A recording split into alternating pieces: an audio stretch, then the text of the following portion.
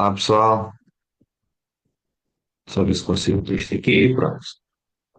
Ok, então nós hoje vamos falar aqui de um tema que eu tenho sentido que é necessário falar com toda a gente e acho que vocês, se perceberem isto, vão dar um clique gigante nos vossos resultados porque foi o que aconteceu comigo. Vocês conseguem me ouvir bem? Sim, Já, está tudo top. Ok, pronto. Então hoje nós vamos falar desta diferença entre o vender e o informar, ok? Vender não é despejar informação. Vender não é ligar para um cliente e dizer nós temos este produto funciona assim, tem estas vantagens, isto é bom para si, porque, etc. Ok?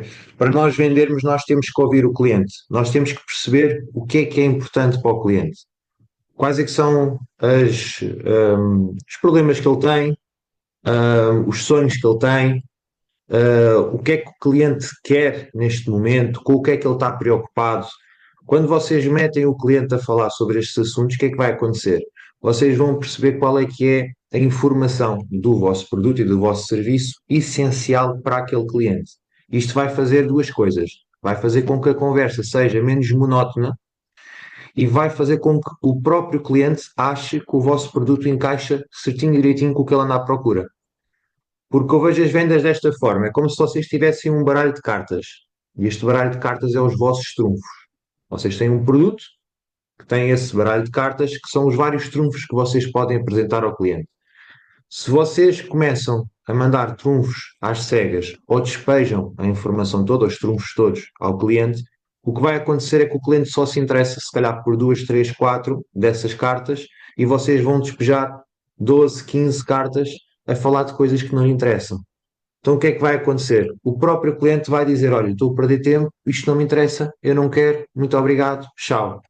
Então é muito mais inteligente vocês questionarem o cliente e põem o cliente a falar um bocadinho para perceberem exatamente o que é que vocês têm que dizer do vosso produto. Isso, o vosso produto serve para aquele cliente. Por exemplo, o nosso produto, como estamos a falar de uma poupança de energia, que é um bem essencial, é um produto que serve para toda a gente. Se vocês começam a falar de toda a informação sobre o produto, se começam logo a falar de preço e essas coisas, o cliente, como não houve uma conexão, o cliente vai achar que aquilo é algo normal e que ele a qualquer momento pode chegar a uma empresa de energia e fazer um contrato mais barato e pronto, não passa daí. Agora, se vocês chegarem ao pé do cliente, por exemplo, e lhe perguntarem qual é a experiência dele com a eletricidade, se ele já tem outras propostas, se está satisfeito com as outras propostas, qual é a perspectiva dele em termos de energia para os próximos anos, se já teve uma má experiência no passado. O cliente vai começar a falar com vocês sobre esse tema e vocês vão conseguir, enquanto ouvem o cliente, vão conseguir identificar, ok, ele teve esta má experiência por causa disto, mas isto eu consigo resolver. Ok, para o cliente interessa mais isto, então eu vou falar disto. Eu já vou dar um exemplo prático. Mas isto para vocês perceberem que quando vocês põem o cliente a falar, para além dele vos dar informação e de vocês depois saberem o que é que têm que falar para captar a atenção do cliente e para o cliente ficar interessado no que vocês estão a dizer, vocês também estão a obrigar o cliente a vivenciar aquilo. Porque ele, para vos comunicar, ele tem que se lembrar, tem que pensar sobre aquele assunto. Então o que é que isto vai fazer? Vai fazer com que o cliente se conecte ao tema. Porque uma coisa é vocês dizerem: olha, nós temos uma proposta de energia para poupar. E ele está com a cabeça noutro sítio e diz: sim, está bem, eu depois mando a fatura, depois a gente conversa, ou agora não tenho tempo, tchau.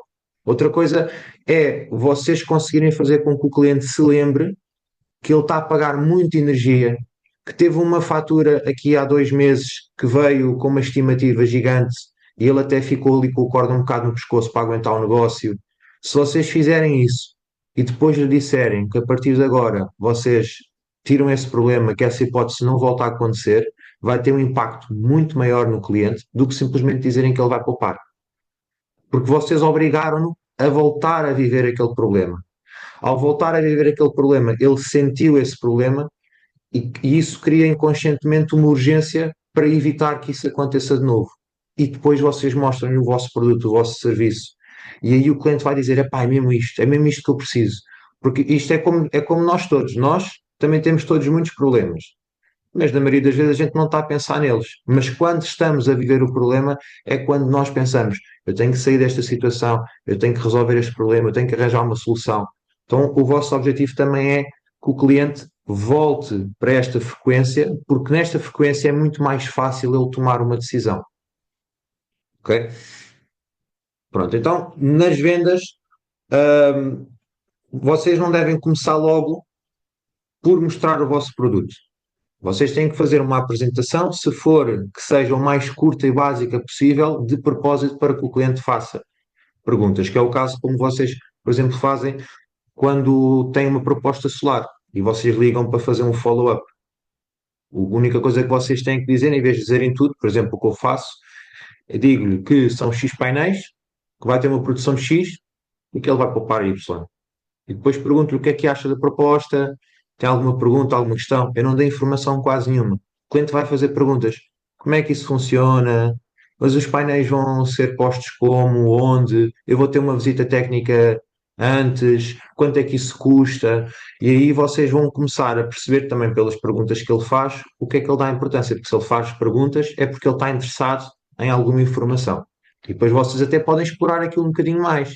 Por exemplo, olha, mas em relação à instalação, já lhe disse que a equipa técnica vem cá, faz uma visita técnica antes, avaliam tudo, mas diga-me, qual é que é o problema da instalação? Você conhece alguém que pôs painéis, tem outra morada que pôs painéis, correu mal a instalação, foi esse o caso? Ah, sim, eu tenho aqui uma empresa ao lado que veio pôr uns painéis e partiram o telhado todo e depois eles ligam para a empresa nunca mais lhes atende e eles estão cheios de infiltrações, tiveram que gastar uma data de dinheiro para fazer a remodelação do telhado e não sei o que, não sei o que mais. Olha, isto é depois vocês já sabem esta informação, não é? E já podem, por exemplo, responder: olha, então pode estar descansado, porque para além da visita técnica que nós vamos fazer, os técnicos ainda vão fazer um relatório detalhado sobre toda a instalação, como é que a instalação vai ser, onde é que os painéis vão ficar presos, por onde é que vão passar os fios, como é que vai ficar ligado ao quadro. Vão fazer isso tudo. No final de fazerem esse estudo, vão-lhe apresentar esse relatório. Você é que vai ver e autorizar e assinar esse relatório, e mesmo assim, se algo correr mal e ninguém lhe atender o telefone, a EDP tem uma vantagem muito grande em relação às outras empresas. Nós temos balcões de apoio ao cliente. Você pode ir lá fisicamente e gritar com a menina do balcão até o seu problema estar resolvido. E garanto que sai ali com o problema resolvido. É muito melhor do que estar a ligar para uma empresa que até pode ter um preço ótimo e um produto ótimo, mas que de hoje para amanhã desaparece e abre na porta ao lado com um contribuinte diferente e você tem o seu problema e vai ter que o resolver por si. Ok? Isto, por exemplo, pegando este argumento, é um argumento que também serve quando o cliente diz que tem outra empresa que tem painéis melhores e que até tem mais garantia, tem 50 anos de garantia. Pronto, que seja. Vocês podem também usar isto de argumento, que nós temos um balcão físico, então o cliente pode se deslocar lá, etc. Isto é só um exemplo para vos mostrar que se vocês se limitassem a despejar informação, o cliente ia achar a conversa uma seca. Ia achar uma seca, não lhe ia dizer nada, vocês iam estar a falar, a falar, a falar, e ele ia estar a pensar no tempo que está a perder com vocês ao telefone, ou no Zoom, ou até presencialmente. E se vocês puserem o cliente a falar e perceberem o que é importante para ele, vocês conseguem direcionar a conversa para ele. Depois, esta parte é o falar o essencial, é descobrir o que é que vocês têm que dizer e o que é que vocês têm que mostrar ao cliente, as cartas que têm que usar. Depois tem a parte do ser consultivo. O que é o ser consultivo? É vocês interessarem-se pelo que o cliente está a dizer, é explorarem. Vocês devem fazer mesmo uma consultoria. Se o cliente está preocupado com algo, vocês devem ir a fundo sobre aquilo, tentar perceber e entender mesmo a situação. Isto é bom para vocês e é bom também para que o cliente volte a reviver aquele problema, aquela situação, porque mais uma vez ele depois fica naquela frequência onde é mais fácil tomar uma decisão, que ele está a viver um problema ou um anseio, pode ser também algo positivo, algo que ele quer muito, mas no dia a dia esquece e agora vocês lembram-lhe disso, pronto, fazem o desejo através da escassez, etc. Pronto, vamos falar agora aqui de exemplos práticos. Por exemplo, vamos falar, por exemplo, para vender.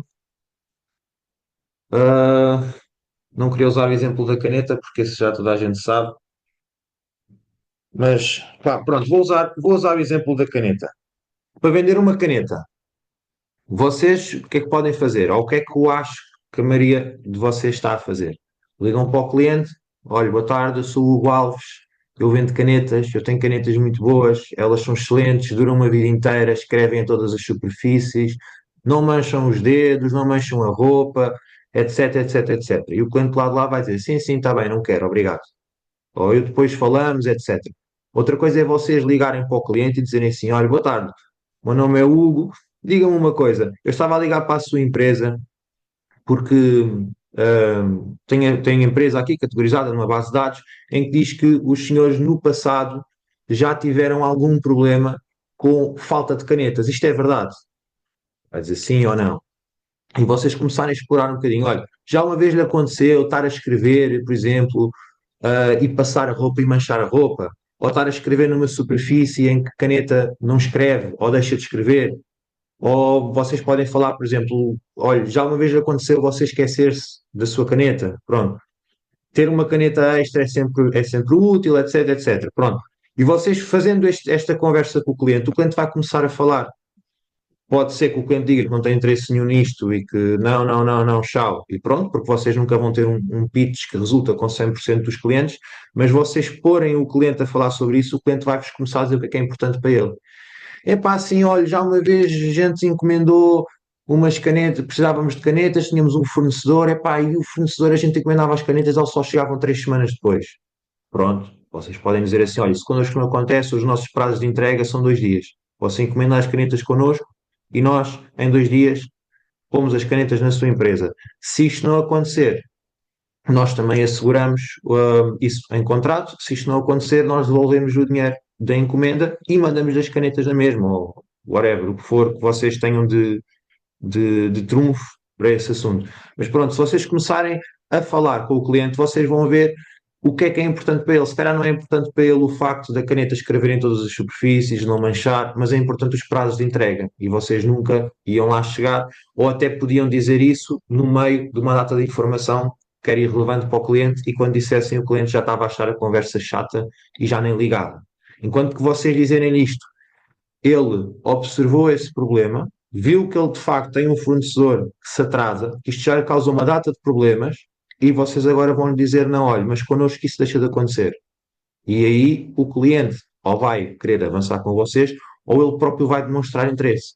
Vai começar a ver assim: ok, então isto é melhor, isto resolve. Então eu vou ponderar fazer o contrato com esta pessoa. Então vai começar a fazer perguntas sobre as canetas. Olha lá, mas como é que isso é? Isso, as canetas funcionam bem? Qual é o tamanho delas? As cores? Elas mancham roupa, o que for, a folha? Vai-vos começar a fazer perguntas aí que vocês vão ser consultivos, é que vocês vão ser informativos, analíticos neste caso. Vocês não podem chegar a um cliente e ser informativos sem saberem qual é que é a informação que interessa ao cliente. Agora vou passar aqui para um exemplo, por exemplo, dos nossos produtos. Já dei o exemplo do solar, um exemplo da energia. Uma coisa é vocês chegarem a um cliente e dizerem: olha, nós vendemos contratos de energia, temos ótimos preços, temos ótimas parcerias, ou até quando vão apresentar já a proposta. Olha, você pagava X, agora paga Y, connosco vai poupar X%. Isto é algo analítico. A análise serve para justificar a emoção, porque os clientes compram pela emoção. Até nós, vocês podem achar que não, mas até nós compramos pela emoção. Nós não compramos tudo o que achamos que é útil. Nós compramos tudo o que nós achamos que queremos. E justificamos com o facto de ser útil ou não, de nos servir ou não. É um jogo aqui um bocadinho inverso que as pessoas às vezes não têm muita consciência. Eu não tinha consciência disso, só quando comecei a estudar as vendas é que percebi isto. Vocês se passarem numa loja cheia, por exemplo, de doces, vocês não vão comprar os doces todos. Mas se vocês veem lá um doce que vocês gostam imenso e que nunca compram porque é caro e naquele dia está em promoção e vocês até tiveram ah, uma semana inteira a fazer dieta e treino como deve ser, vocês vão pensar e vão dizer assim: não, eu hoje posso comer isto. Porquê? Posso comer isto porque eu treinei, queimei uma data de calorias, mereço isto e para além disso está em promoção. E vocês vão lá e compram. ok? Mas vocês, sempre que passam ali, não vão comprar aquilo. Nem vão comprar se alguém disser assim: olha, eu tenho aqui este doce e está em promoção. Vocês vão. O facto de ser aquele doce que vocês gostam, que vocês andam a cortar há imenso tempo, e o facto de terem feito uma data de ações que levaram a justificar-vos vocês comprarem aquilo, é que vocês vão comprar. Nos contratos de energia é a mesma coisa. Vocês, por exemplo, podem começar uma reunião a perguntar se o cliente está contente com o preço que paga de energia.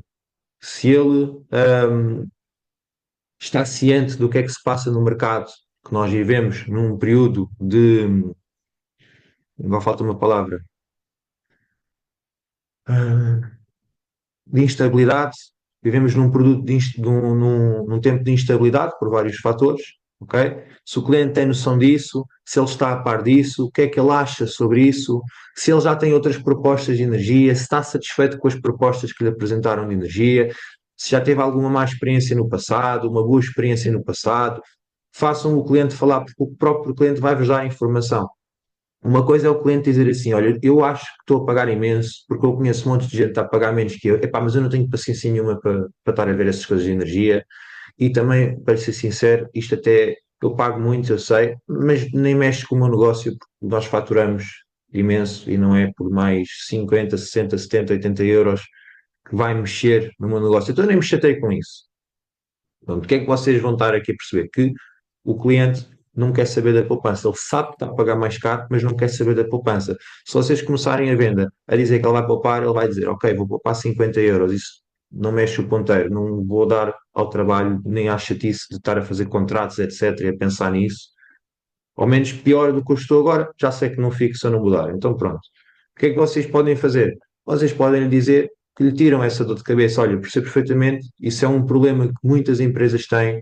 Nós no dia a dia temos muito mais que pensar do que na energia. Eu percebo perfeitamente. Ainda para mais o senhor tem um negócio, tem coisas muito mais importantes para tratar do que isto, mas olha, eu estou-lhe a ligar exatamente por causa disso. Nós somos consultores de eficiência energética e nós o que queremos fazer é ter um leque de empresas com consumos constantes como o seu, em que nós consigamos também lhes dar a melhor oferta de energia sem que vocês se chateiem. Vocês não estão a falar de preço, vocês estão a falar da dor de cabeça dele. Vocês já não estão a ser vendedores a querer vender um contrato, vocês estão a vender um serviço, porque é isso que interessa ao cliente. E podem dizer aquilo que o Miguel diz muitas vezes: nós queremos assumir o departamento de energia da sua empresa. Okay? E vocês indo por aqui e dizendo ao cliente: olha, você sim de facto está a pagar mais de energia do que a média de mercado. Neste momento até pode não ser algo muito relevante, mas no futuro pode vir a ser. Ok? Porquê? Porque você, por exemplo, tem um contrato indexado e nós estamos num período de instabilidade. Se o mercado dispara, você vai começar a pagar mais.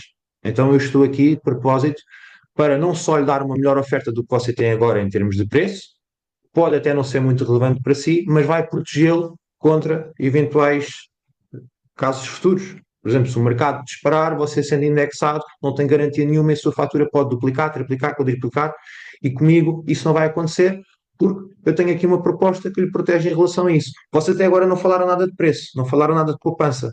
Vocês viram o que é que importa ao cliente e foram atrás disso.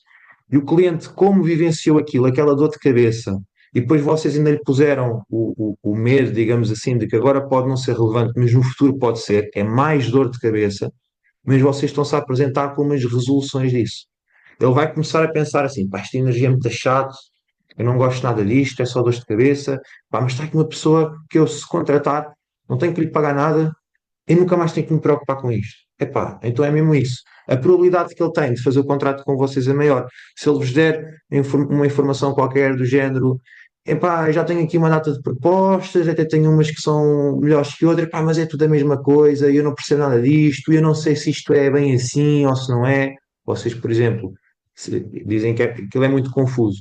Vocês estiverem a apresentar uma proposta da ESO, já sabem que têm um trunfo muito grande. Eu usei este trunfo ontem, um cliente, que é: vocês têm aquela simulação da fatura, com tudo lá escrito. E vocês podem dizer ao cliente: olha, comigo não é nada confuso, eu não escondo valores nenhuns. Olha, está a ver aqui, nós temos esta simulação de uma fatura, da fatura que você me enviou, esta é a simulação de como seria a sua fatura connosco. Está a ver? Tem aqui na segunda página um espaço para o senhor assinar, Isto é uma adenda ao contrato e é uma garantia de que o contrato que você vai fazer comigo, e já estão a assumir que ele vai fechar, não tem mais valores nenhuns para além destes que estão aqui. Está a ver? Olha, tem aqui a potência, tem aqui os valores de consumo, exatamente o que nós falámos, e depois tem as taxas de impostos iguais para toda a gente. Não tem mais valores escondidos, etc. Não tem. É isto e acabou-se. Pronto. O importante é que vocês percebam que vos dê este clique. Eu queria só vos mostrar um vídeo de exemplo, que é 1 minuto só. Espero que vocês percebam todos minimamente inglês.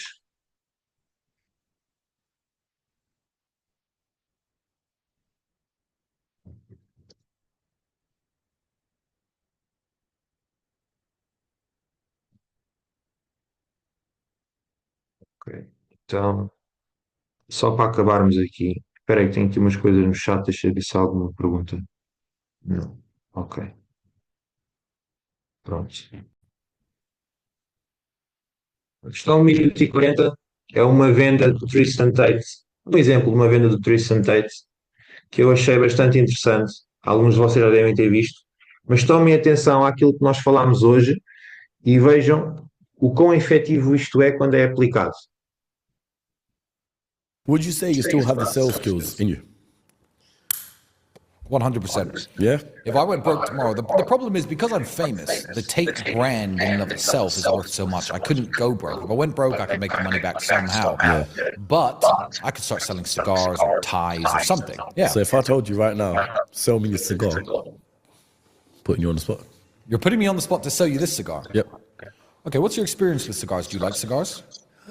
Sometimes they can get to my throat a bit and then end up coughing or something like Well, that. that's your problem. That's because you've been buying the lower quality cigars. What's your typical budget when you purchase each stick? I think the most I've spent on a cigar is probably about £200. See, well, that's your problem right there because this cigar actually costs $350 per cigar. And the way that the tobacco is aged before they roll it is the key. The smoothness of the cigar comes not when you make it, not when you roll it, not when you put the label on it, but it's the process after picking the tobacco to drying it, flavoring it, spicing it, and aging it. And that's where the smoothness comes in, like a fine whiskey or a fine cognac. So what you need to do is smoke fewer cigars per week. Don't go for 3 or 4 at $100, $200 each. Just treat yourself every Friday night to one of these. This is truly exceptional. The coughing will stop, the smoothness will be there. You'll notice a greater enjoyment from your cigar experience than you've ever enjoyed before. It's $350. Do you want this? I don't know, Justin, $350 seems a bit out of my budget, man. Well, you know what? If you can't afford it, that's perfectly fine because I have customers who can. And things like this, they don't stay on the market for very long. So this is definitely going to go if I put it in the humidor at the cigar store. So if you don't want to buy it, it's no problem for me. And you could stick to what you have and keep coughing. Gears have got to be right there. Light the cigar up.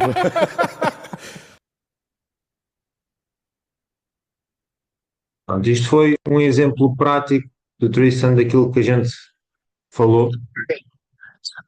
O que é que o Tristan fez? O Tristan basicamente perguntou ao cliente qual era a experiência dele com cigarros.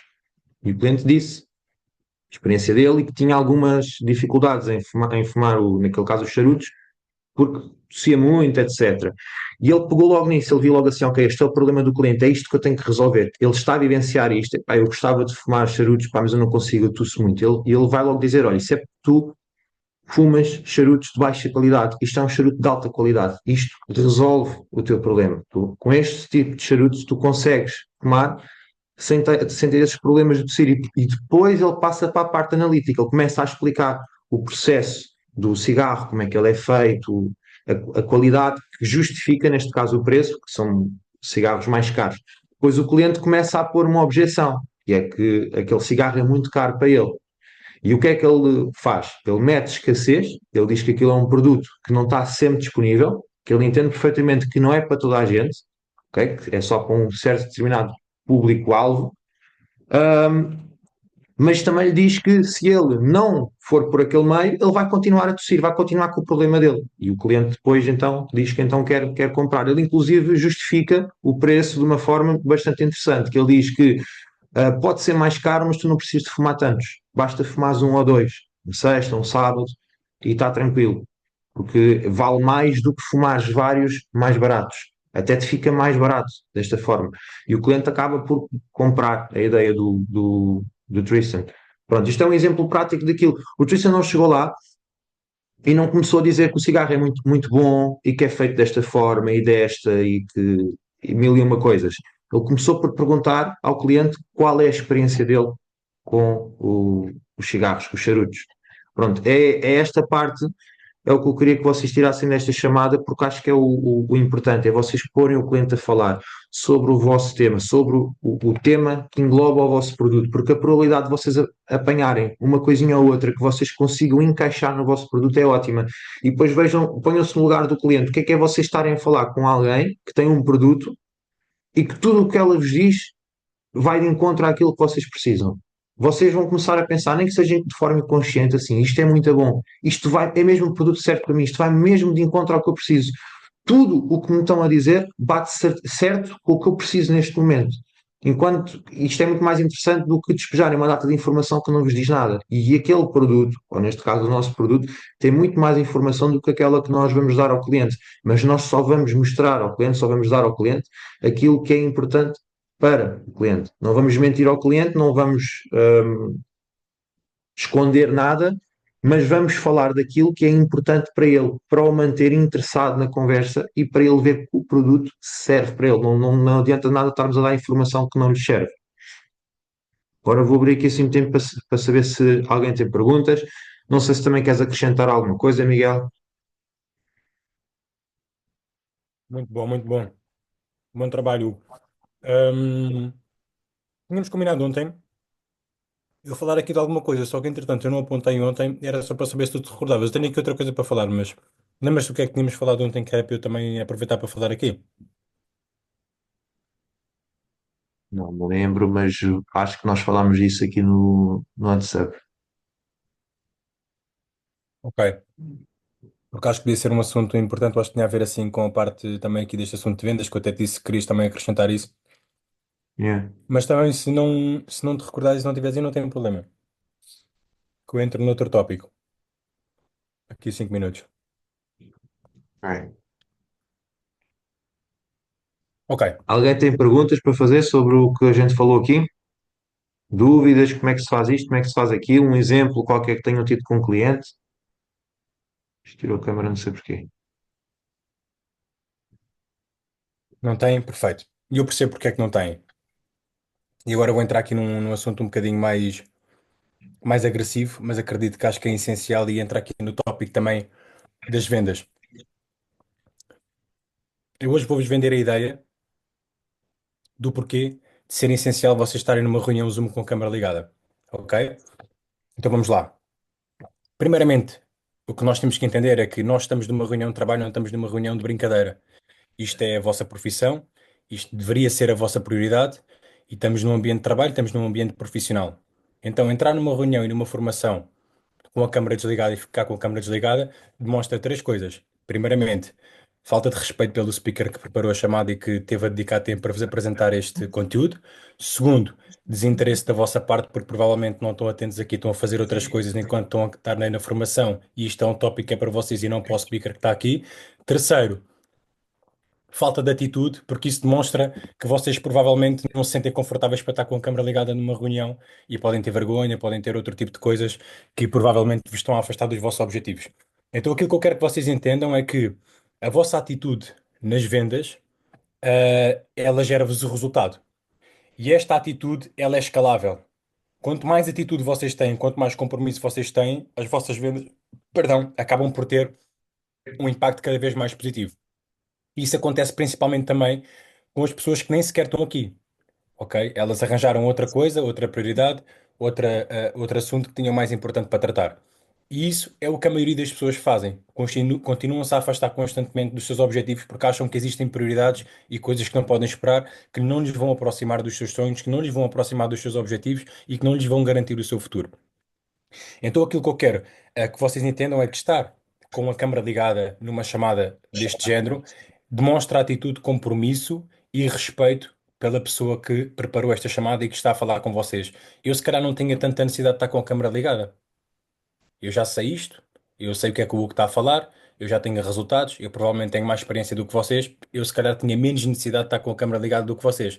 Mas o que é que eu penso? Não, a minha atitude é o que gera o meu resultado. Então, se eu posso estar com a câmera ligada, se eu posso estar com uma atitude, se eu posso estar bem vestido, se eu posso estar participativo nesta chamada, eu primeiro vou reter muito mais informação, porque apesar de eu já saber isto que o que está a falar, eu ouvir novamente, reafirmar esta informação e estar concentrado vai-me permitir ainda acrescentar mais relativamente a este assunto na minha cabeça, que me vai permitir depois aplicar nas minhas vendas a seguir. Então, a forma como nós fazemos uma coisa é a forma como nós fazemos tudo. Eu, quando comecei no Network Marketing há 10 anos atrás, eu também tinha esta atitude. Eu entrava nas reuniões, achavam que não eram importantes, desligava a câmera, metia a reunião a dar e ia fazer outras coisas. A realidade é que isso não te vai aproximar dos teus objetivos. Aquilo que tu devias estar a fazer neste momento, nesta chamada, é estar com um caderno de notas, estar a tirar notas, estar a perceber o que é que tu não dominas ainda neste assunto para esclarecer sobre este assunto. Ou vais-me dizer que estás nesta chamada e dominas todos os assuntos que falaram aqui. Não é isso que demonstra as tuas estatísticas e o teu Excel de nenhuma pessoa que está aqui. Então, aquilo que eu quero que vocês entendam disto não é nenhuma chamada de atenção, não levem isto para o lado pessoal, não levem isto a peito. Eu estou aqui para vos dizer aquilo que vocês têm que ouvir para vocês crescerem e terem resultados. Este é o meu objetivo. Não estou aqui para vos fazer falinhas mansas, para dizer que somos todos bué de giros e que isto é bué de engraçado e que vamos todos ganhar bué de dinheiro. Isso é o que os amadores dizem. Eu estou aqui para vos dizer aquilo que vocês têm que ouvir e identificar onde é que vocês estão menos bem e que poderiam estar melhor. E eu reparo que isto é algo que já tem acontecido em várias chamadas no passado e eu tinha que hoje falar sobre este assunto porque é um assunto que me incomoda e que eu acho que não é de todo uma prestação positiva da vossa parte. Portanto, espero que na próxima reunião que nós façamos se preparem com tempo, se agilizem e estejam com a câmara ligada num sítio calmo para estarem atentos, porque isto é uma formação. Não é uma conversa de café, não é uma palhaçada, é algo que vocês precisam para terem mais resultados, ok? Era só isto que eu queria dizer. Espero que vos tenha vendido a ideia de terem a câmara ligada, porque vocês só estão a prejudicarem-se a vocês mesmos. Não é a mim, não é o Hugo. Estarem com essa atitude só vos prejudica a vocês mesmos. Nós nas vendas temos de ter uma coisa, nas vendas e na vida, que é humildade. Nós nunca sabemos tudo e nós podemos sempre saber mais. Então, a partir do momento que nós achamos que já sabemos o suficiente, é quando o nosso negócio começa a cair, é quando os nossos resultados começam a despistar-se. Todas as alturas na minha vida que eu achei que já sabia tudo, que era o maior, que tinha toda a informação, que ninguém sabia mais do que eu, foi exatamente onde eu comecei a perder tudo. Portanto, eu hoje mantenho-me humilde, mantenho completamente aberto a novas ideias, a novas oportunidades e a nova aprendizagem. Podia não ser o Hugo, podia ser algum de vocês a fazer esta chamada. Eu ia estar com a mesma postura e com a mesma atenção, porque nós temos sempre a aprender com alguma pessoa. E temos que demonstrar, para além de querermos aprender, respeito para com a pessoa que se preparou, que está-se a esforçar e que está aqui a dedicar o tempo dela. Isto é a minha visão, pode não ser a vossa. Espero que vocês entendam que isto é a minha visão, é a forma como eu penso e acredito que é a forma como o que pensa, mas se calhar não quis ter esta conversa com vocês. Portanto, malta, damos por aqui a chamada terminada. Espero que numa próxima formação, numa próxima chamada, a atitude seja diferente para que nós possamos estar aqui com uma sinergia muito maior, porque isto já é chato estarmos em casa individualmente. Se numa reunião de Zoom, onde cada um está em casa, nem sequer ligamos as câmaras, pá, isto fica um bocadinho caótico. Ninguém sabe o que é que cada um está a fazer, não há aqui contacto de olhar, não há aqui comunicação, não existe aqui nada e acaba por ficar um bocadinho desinteressante este tipo de atividades. Portanto, let's go, malta, bora lá trabalhar. Tenho aqui muitas coisas para tratar, espero que vocês tenham gostado. Se não existem dúvidas, damos a chamada aqui por terminada.